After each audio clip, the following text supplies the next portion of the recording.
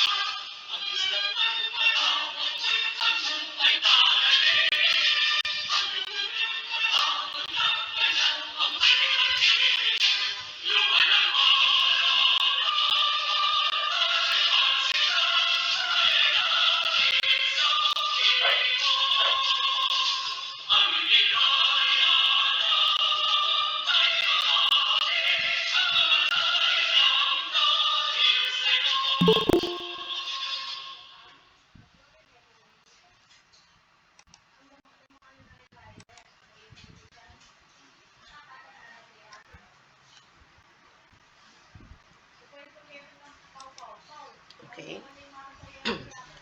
Good morning ulit sa inyo. So, tuwing Monday, 8 o'clock, magpa-flag ceremony tayo. Yun ang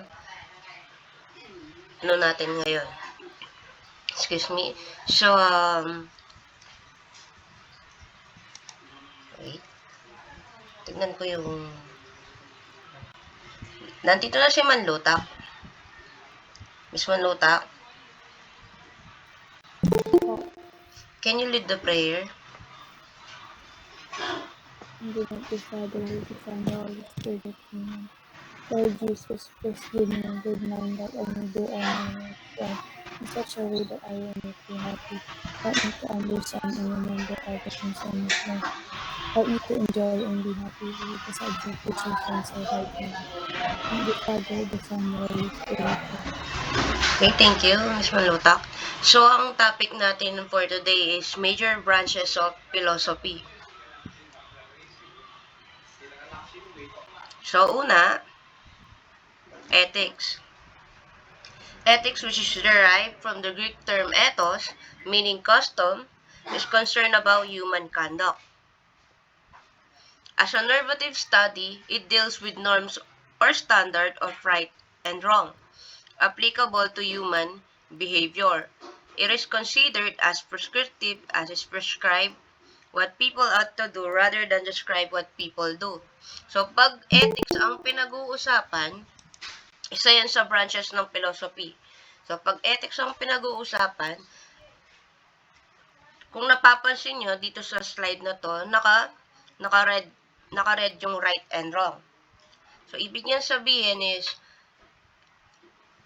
tama at mali na ginagawa ng isang tao. For example, pag may nakita kang nakalagay sa barangay nyo, bawal magtapon ng basura. So, ethics yun, di ba? Bawal magtapon ng basura. Yun ang tama. So, mali yung magtatapon ka ng basura doon sa lugar ninyo. So, ang ethics kasi, ang pinag-uusapan niya, usually, yung mga batas. Mga dapat gawin ng isang tao. 'Di ba sa lugar din natin, kahit sa mga barangay-barangay, may sarili silang batas. So, kaya nga nakalagay dito, 'di ba? Custom is concerned about human conduct. So, yung mga rules and regulation ng isang tao. Kayo sa bahay nyo, 'di ba? May rules and regulation.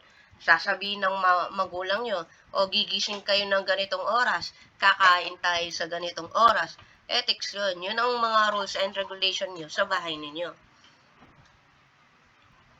Kaya sa grade 12 kayo, may business ethics niyan kayo. Malalaman nyo yung mga rules and regulation ng isang kumpanya. Then, susunod ay aesthetics. So, comes from the Greek word aesthetikos, which means sensitive or perceptive. So, ibig sabihin yan, pag nakita mo yan, is, ay, ang ganda. Diba, usually ginagamit yan sa mga pictures. Kita nyo, maganda sila. Sensitive sila kasi may mga question naman to. May mga taong ayaw tinatanong yung edad nila. Pag tinanong mo sila sa edad nila na, ilang taon ka na? Diba medyo parang, ay, yung iba ayaw nilang malaman na edad nila is ganito. So, ito pa yung ibang ano niya. Wait lang. In this branch of philosophy, the philosopher is concerned with the analysis of aesthetic experience and the idea of what is beautiful. So, yun ang sinabi ko. Kaya nga perceptive. Ibig sabihin, pag may nakita kayong bagay na parang ang gandang tignan, yung pagkaka-edit ng picture, aesthetic siya, sinasabi nyo, di ba? Ibig sabihin, maganda siya. So, pero nasa iba't iba pa rin ang standard ng beauty. Sabi nga dito sa susunod, the analysis is directed toward the nature of aesthetic judgment, standard of beauty, and the objectivity of this standard in response to the question raised about the meaning of aesthetic experience. So, ibig sabihin, sabi nga analysis, di ba? So, ibig sabihin, nasa tao yon. For example, si Mr. Bagang, gusto niya yung color ng picture is ganitong kulay, colorful, ganyan. Para sa kanya, maganda na yung ganoon na itsura. Pero doon sa isang kaklase ninyo, gusto niya simple lang, black and white, ganyan. O kaya, yung original na kulay. Para sa kanya, maganda na yon. Kaya nga sensitive, sabi nga dito. So, not all people is parehas ng standard of beauty, di ba? So, yun ang ibig niyang sabihin. Then, susunod is epistemology. Comes from the Greek word episteme, which means knowledge. Among the major concerns in epistemology are the origin of knowledge, whether empiricism given by experience or rationalism given by the mind prior to experience, and the verification or confirmation of knowledge. So, pag sinabing empiricism, kung nakita nyo yung meaning niya, given by experience. So, ibig sabihin na experience na niya. For example, yung kaklase nyong isa, sabi niya, tinanong ka niya, nakapunta ka na ba ng EK or Enchanted Kingdom? Nasasagot mo, empiricism to sasagot mo, oo, nakapunta na ako doon. Nakasakay na ako sa mga ganitong rides, sa ganito-ganito. So, empiricism yon. Kasi may experience siya, di ba? Tinanong mo siya kung nakapunta siya doon, nakasakay siya rides, sinagot niya, oo. Empiricism yon. Then, rationalism. So, yung nagtanong sa'yo, binalik mo yung tanong sa kanya, doon sa kaklase mo. Ikaw ba, nakapunta ka na ba sa EK or sa Enchanted Kingdom? Nakasakay ka na rin ba ng mga iba't ibang rides niya? Tapos sinagot ng kaklase niyo, hindi pa eh. Kasi, hindi man ako nakasama sa field trip namin nung elementary, ganyan. Then kaya nagtanong yung kaklase mo kasi gusto niyang malaman kung ano ba ang feeling or ano ba yung na-experience mo doon. Rationalism siya. Kasi sabi nga, given by the mind, prior to experience, iniisip na nung nagtanong sa'yo, nung kaklase mo, na ano kaya ang feeling na sumakay sa rides na yon? Ano kaya ang itsura ng Enchanted Kingdom? Parehas ba sa picture and sa personal? Rationalism ang ibig sabihin nun. So, ito yung example ng empiricism and rationalism. So, ito, makita nyo sa rationalist, nobody can manipulate you. Ibig sabihin, di niya pa na-experience to eh. Di niya pa alam. Kaya nga positive yung pagkakasentence niya na nobody can manipulate you. The empiricism, dahil may na-experience na niya, kaya nga ang nakalagay, it is very easy to manipulate you. Ibig sabihin, na-experience na yun. Ay, madali lang lokohin yun, ganyan-ganyan, sabi niya. Kasi na-experience na nila. Kunwari, yung mga classmate nyo, biniro-biro nyo napansin mo, pikunin pala yung classmate mo. Madali kang pikunin, sabi mo sa classmate mo, kaya pinipikon-pikon mo. Pero ikaw, for example, yung isang classmate mo, hindi mo siya kilala, ay, baka hindi madaling pikunin yun, ganyan. Di ba? Minsan sa classroom, ganyan nagbibiruan, di ba? Pero yung na nice win na biruan naman, no? Hindi yun to the extent na talagang may away-away na. The susunod is, sorry, nadoble to eh. Nadoble siya. Ayan, logic. Logic is the branch of philosophy that looks into whether there are rules or principle that govern reasoning. So, dito kasi usually sa mga college entrance exam, nandito yung logic na yan. Yan yung mga ine-exam ninyo minsan. Tapos, ang logic kasi, hinahanap niya yung talagang truth, yung katotohanan. Ito ba talaga to? Ganito ba talaga siya? So, akma ba talaga yung reasoning dito? So, sinasagot niya yung why, bakit, what, ganyan. So, susunod ay, as a study of reasoning, logic incorporates the analysis of the methods of deduction and induction to provide the rules on how people ought to think logically. So, dalawang bagay daw ang pag-analysis ng logic. Dalawa sila. Method of deduction and induction. So, dalawa sila.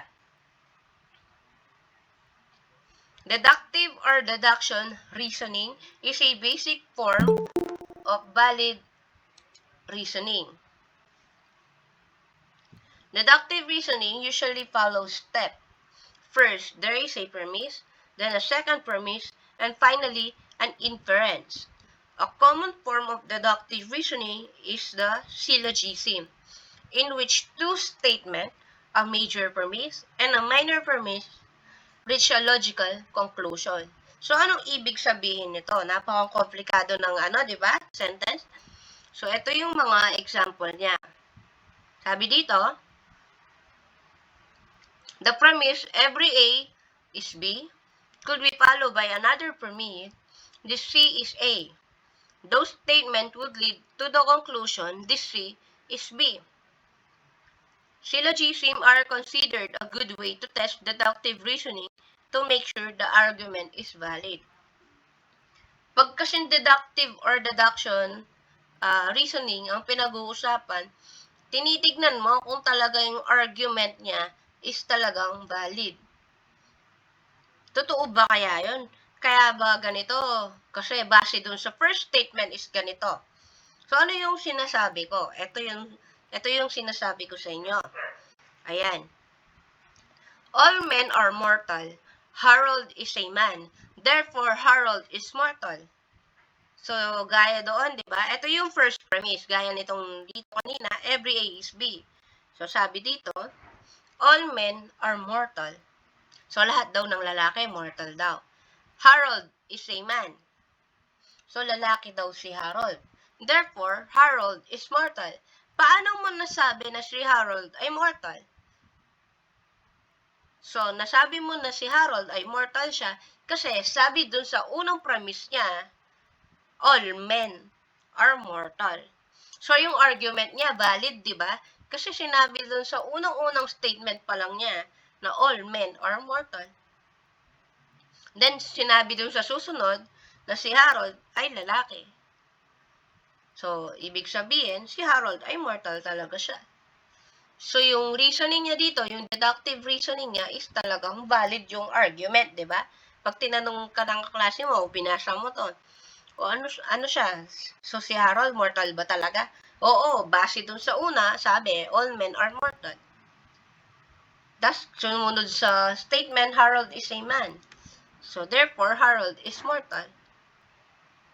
Then, susunod, the argument, ito yung another example, no? All bald men are grandfathers. Harold is bald. Therefore, Harold is a grandfather.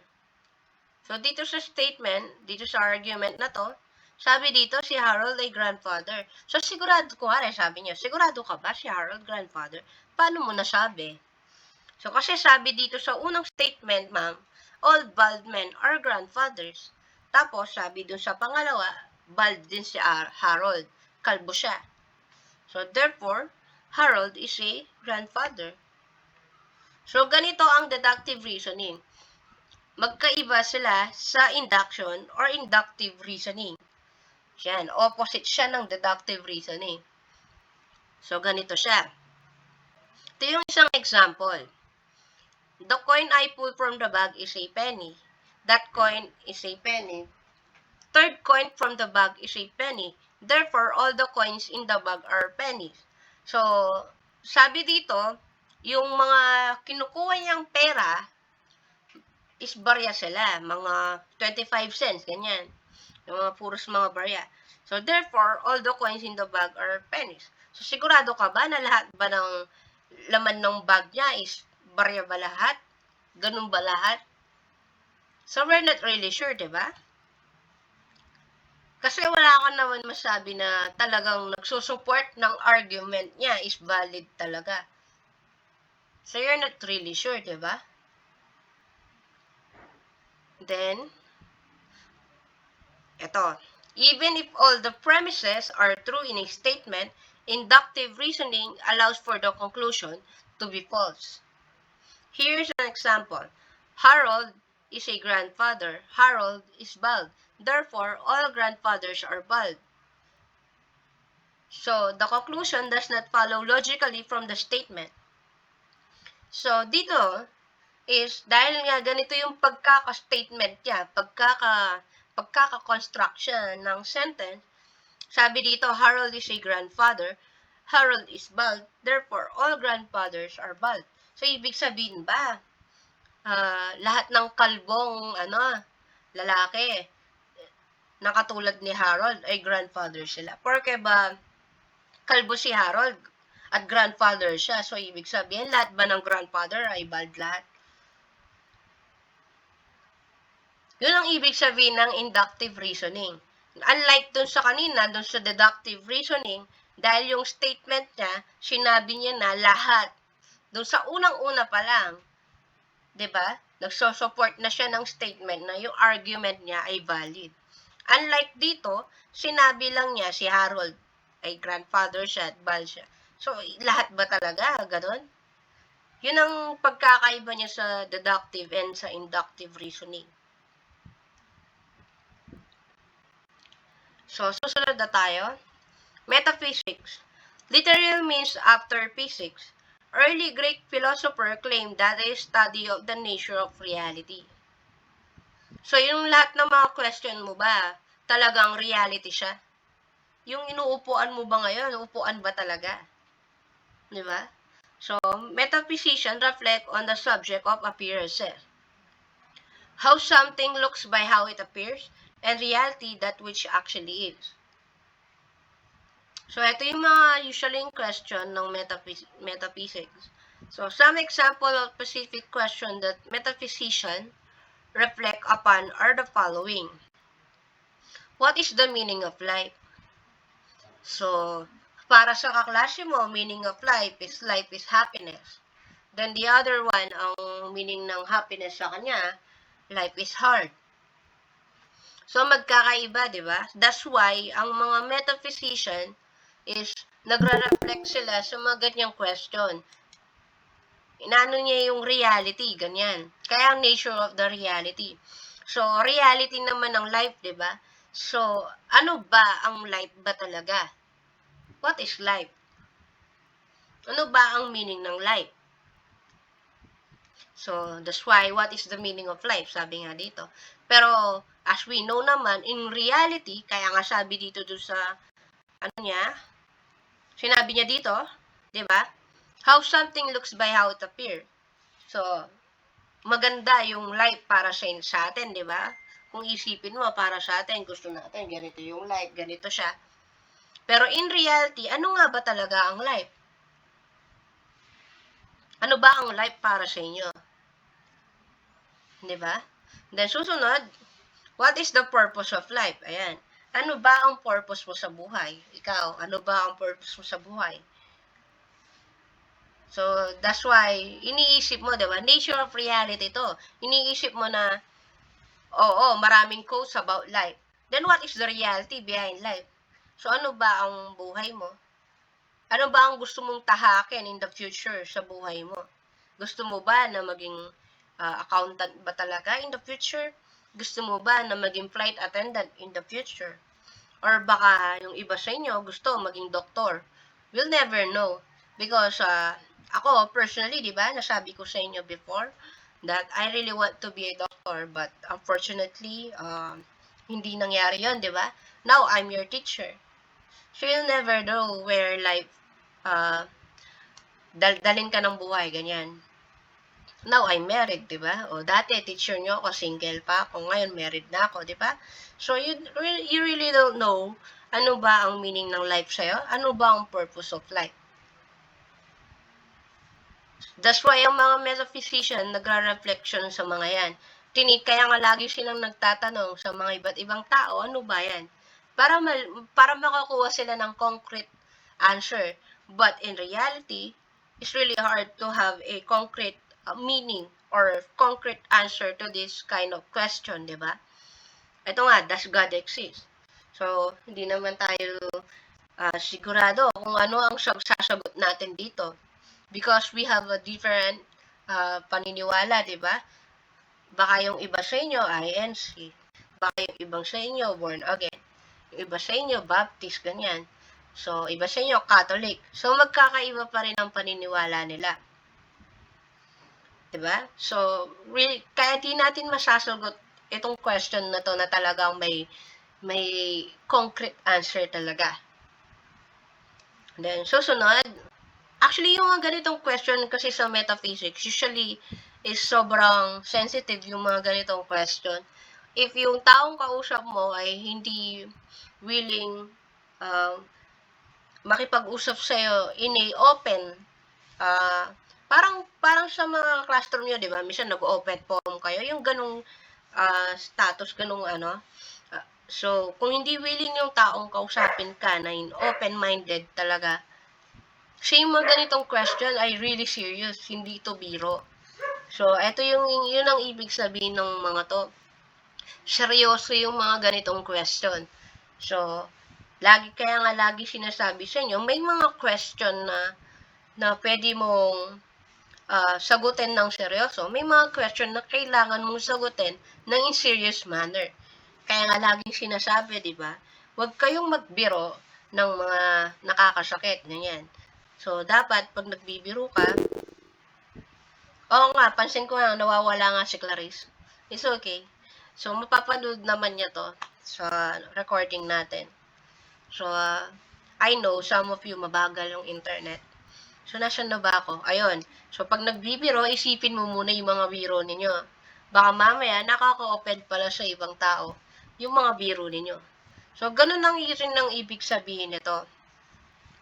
Na yung mga ibang question ay seryoso sila, reality sila. So, pag alam natin ang question ay tungkol sa reality, so dapat sagutin mo din siya ng seryoso. May mga ibang tao kasi na, alam mo yon, yung tatanungin mo sila ng seryoso, tapos dadaan lang nila sa biro, which is really wrong. Kaya nga nagtanong yung tao ng seryoso sa'yo kasi gusto mo siyang seryosoin ng sagot, di ba? Naghahanap siya ng sagot. Okay lang naman na i-lighten mo yung mood eh. It's okay. But, tignan mo din. Tignan mo din, di ba? Tignan mo din yung situation. Eto na ba yung time para magbiro? Eto na ba yung time para sagutin ng seryoso to? Eto ba time na ganito? So, I know, nasa edad na rin kayo na ganoon, di ba? I know, nagmamatured na rin kayo. Dahil di pa kayo nakita in person, so I really don't know your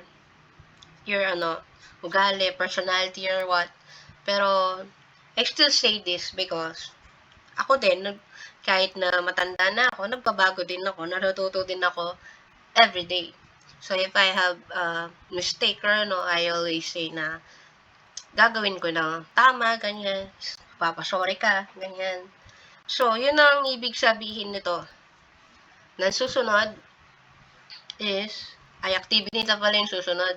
So, i-send ko yung activity nyo within this week. So, gagawin ko muna lahat ng mga activity, pati yung doon sa isang subject ko. I-send ko mamaya sa inyo. And, excuse me, magdasal muna tayo bago tayo magdasal pala. So, ulitin ko, 8 o'clock na yung pasok natin. Dahil lalo na Monday kayo, di ba? Tuwing Monday tayo. So, 8 o'clock, nagpa-flag ceremony tayo, dasal, then discussion, then ending prayer, and then activity. So, if wala tayong activity, sasabihin ko naman. Pero ngayon, nakita nyo, di ba? May susunod na activity. So, pumutikan ko nang may pakita yung activity sa inyo. So,